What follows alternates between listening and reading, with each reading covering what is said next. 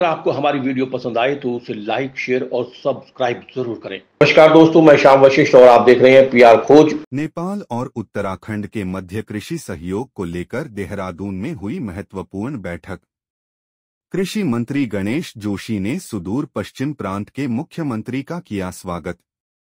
उत्तराखंड पहुंचे सुदूर पश्चिम प्रांत नेपाल के मुख्यमंत्री कमल बहादुर शाह ने कहा, भारत और नेपाल के बीच की यह मित्रता केवल कूटनीतिक स्तर तक सीमित नहीं, बल्कि जन जन के दिलों से जुड़ी हुई है। उत्तराखंड के कृषि मंत्री गणेश जोशी बोले, भारत और नेपाल के बीच रोटी बेटी का रिश्ता। देहरादून में हुई उच्चस्तरीय अंतर्राष्ट्रीय कृषि परिचर्चा। कृषि एवं संबद्ध क्षेत्रों में पारस्परिक सहयोग पर आधारित बैठक एवं परिचर्चा कार्यक्रम को दोनों राज्यों के लिए सार्थक बताते हुए उत्तराखंड के कृषि मंत्री गणेश जोशी ने कहा कि भारत और नेपाल की रिश्ता रोटी बेटी का है। उन्होंने बाबा केदार और बाबा पशुपतिनाथ की बात करते हुए दोनों राष्ट्रों के बीच धार्मिक महत्ता को भी प्रकट किया। उन्होंने बताया कि राज्य के तराई व भावर क्षेत्र खाद्यान्न उत्पादन के लिए उपयुक्त हैं, वहीं पर्वतीय क्षेत्रों में औद्यानिकी और सगंध पौधों की भारी संभावनाएं हैं। उन्होंने प्रधानमंत्री नरेंद्र मोदी और मुख्यमंत्री पुष्कर सिंह धामी का आभार जताते हुए कहा कि उनके नेतृत्व में राज्य में कृषि क्षेत्र का सतत विकास हो रहा है।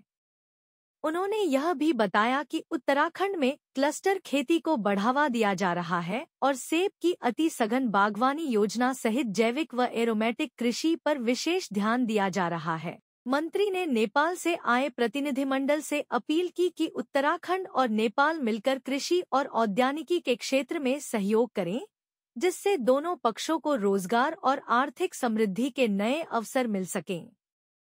उन्होंने विश्वास जताया कि यह बैठक दोनों क्षेत्रों के बीच दीर्घकालिक सहयोग की आधारशिला सिद्ध होगी और कृषि क्षेत्र में नई संभावनाओं के द्वार खोल। आज नेपाल के सुदूर पश्चिम प्रांत के मुख्यमंत्री कमल बहादुर शाह जी के नेतृत्व में वहां के कृषि मंत्री और वहां के विधायकों का प्रतिनिधिमंडल यहाँ पर आया है, जिसमें किस प्रकार से हम अपनी कृषि, हॉर्टिकल्चर, अरोमा की योजनाओं का आदान प्रदान करें, कैसे इसको आगे बढ़ाएं, इन सभी विषयों पर यहाँ पर चर्चा हुई है। क्योंकि आज एग्रीकल्चर के क्षेत्र में, हॉर्टिकल्चर के क्षेत्र में, अरोमा के क्षेत्र में हमारा प्रदेश बहुत आगे जा रहा है।